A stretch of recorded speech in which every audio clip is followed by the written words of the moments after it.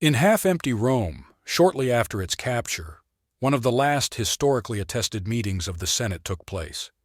In the curia of Julius, or perhaps the palace of the Caesars, were gathered those pitiful remnants of noble families who had not been killed in recent years, taken away as hostages, fled eastward beforehand under Velizarius, or finally left Rome when the Goths took it. Now this miserable bunch of trembling men, together with the priests, listened to Totila's angry speech, in which they were reproached for ingratitude to Theodoric, for treason and oath-breaking, and finally for simple stupidity and short-sightedness. The king threatened that henceforth he would deal with Italians not as citizens of the state, but as unwise slaves. None of the noble Romans dared to say anything in reply. Only the pleas of the clerk Pelagius forced the fearsome king to soften and change his final decision from just to merciful. And though Totila spared local population in general in any way not bearing danger, his anger has fallen on walls of Rome which have caused barbarians so many troubles. The defense of the great city began to methodically destroy. Naturally, such a huge construction could not be completely leveled with the ground, so Totila chose several convenient places through which the city was easy to take and broke their huge gaps. At the same time, one more news very unaccountably has added fury to the Lord of City. It became known that in the south of Italy, Goths have collided with one of the best generals, Velizarius John, who has broken their detachment in Lucania. Angry Totila has declared that personally will go to the south and will deal with resistance, but thus it will leave Rome having destroyed its monuments, having razed palaces to the ground, and will turn all land of Rome in pasture for sheep. News of this threat spread quickly, and even Velizarius, still bedridden with illness, decided to write Totila a letter in which he urges his rival to respect the labor and efforts of several centuries, during which all the wonders of the great city were created. Neither the victory nor the defeat of Totila would give him the benefit of the destruction of Rome. The memory of his descendants, the judgment of the whole world, he will not be able in any case.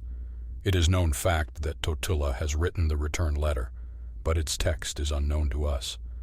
Anyway, soon from city which buildings remained untouched, has left all Gothic garrison. Totila left Rome and headed south, where many coastal unruly cities remained. He took with him all the senators who remained in the city, and also ordered suddenly all the population without exception to leave the city and go to Campania. 1/3 of the walls of Rome were torn down, so that for a couple of months after the inhabitants had left, wild animals could safely enter it, and the capital of the world stood a mute grave of the ancient world.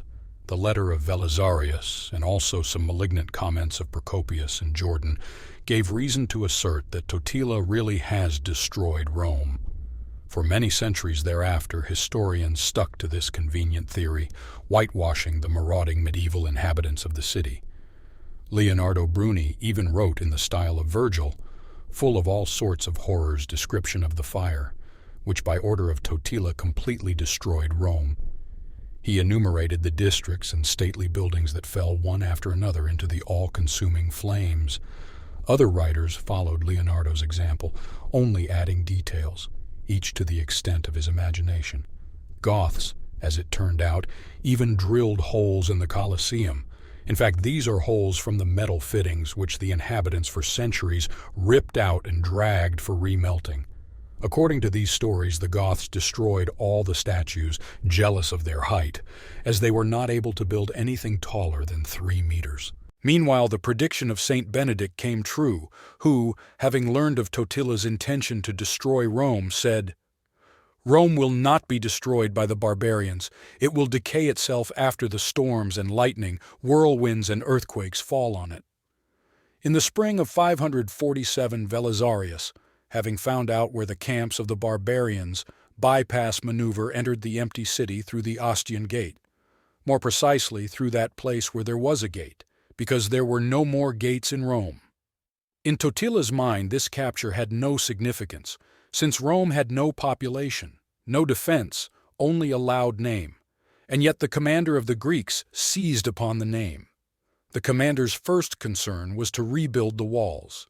Since he had neither laborers nor time, He ordered that the gaps simply be filled in by piling pieces of marble, bricks, travertine, and generally anything else that could be dismantled nearby.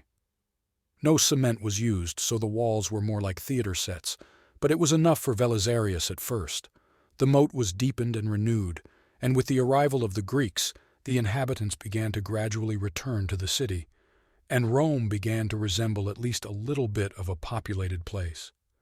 The news that Velizarius had settled back in Rome soon reached Totila, and he, confident that the city was no longer of strategic or tactical value, hurried back to defeat the Greeks in the field. Soon the army of the Goths appeared before the walls of Rome, and the king of the Goths personally made sure that the walls of the city were rebuilt.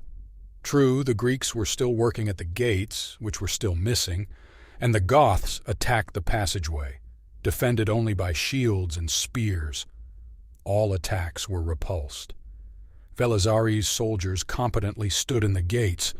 Besides, the Greeks exhibited all sorts of clever wooden mechanisms like rotating pointed stakes, and the genius of Velizarius in the defense of the city was, as always, irresistible. The military glory of Totila partly faded, because in his own camp began loud reproaches about the unnecessary maneuver to the south and a hasty return to the newly given Rome. The news of Velizarius' success quickly spread to very distant places, and soon even King Theodebert, refusing Totila in marriage with his daughter, mentioned that he could not believe that the hapless bridegroom without a fight gave the conquered Rome to the enemy, and now cannot take it back.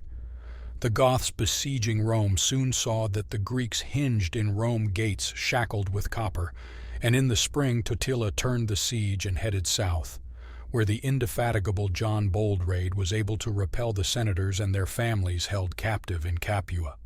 Totila caught up with John and defeated his detachment, then defeated the new army, which as reinforcements landed in southern Italy, but he was already deeply bogged down in this endless guerrilla warfare with sieges, raids, and landings of the Greek fleet. It was the 13th year of the war. Although Velizarius, having repaired the walls and gates of Rome, with pomp sent his emperor new keys to Rome, he did not stop asking for reinforcements.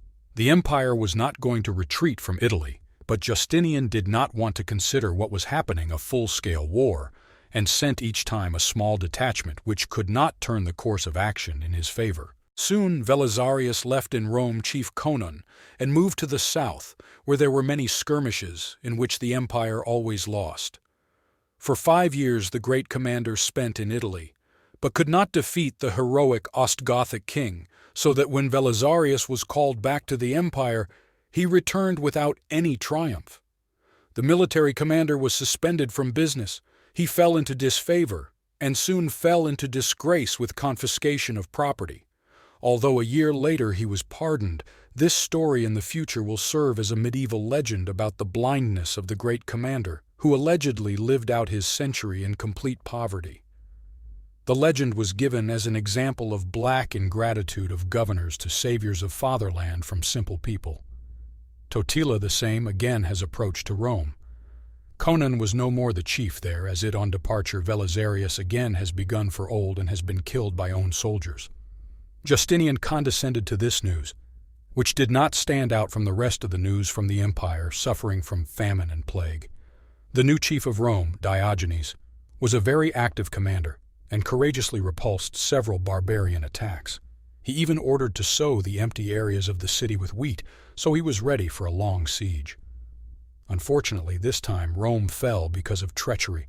Some of the Isaurians sold out to the Goths and opened the gates, which were empty during a deceptive attack in another part of the city. The Greeks fleeing after this news fell into a prearranged ambush on the other side of the city, so it was a complete rout. Only a small number of soldiers, and among them the wounded Diogenes, escaped death. Second time having possessed Rome, Totila did not want to destroy it, probably still under impression from reproaches of the Frankish king. It even has concerned about return of the population, has transferred in Rome the senators which have been taken away by it earlier, and has carried out in a building of circus competitions in running. Probably the whole population of Rome occupied at that time several rows in one sector. Neither the victories in Italy nor the recapture of Rome stopped Justinian. who phlegmatically continued to send small detachments to continue the war in Italy. Ambassadors from Totila were never admitted to the emperor, and the king was ready to move on to a new phase of his operation. By 549, his fleet was prepared. More than 400 ships, partly built, partly obtained during the war, were collected off the coast of Latium, and Totila personally set out on them, carrying the war to the hitherto unreachable Sicily.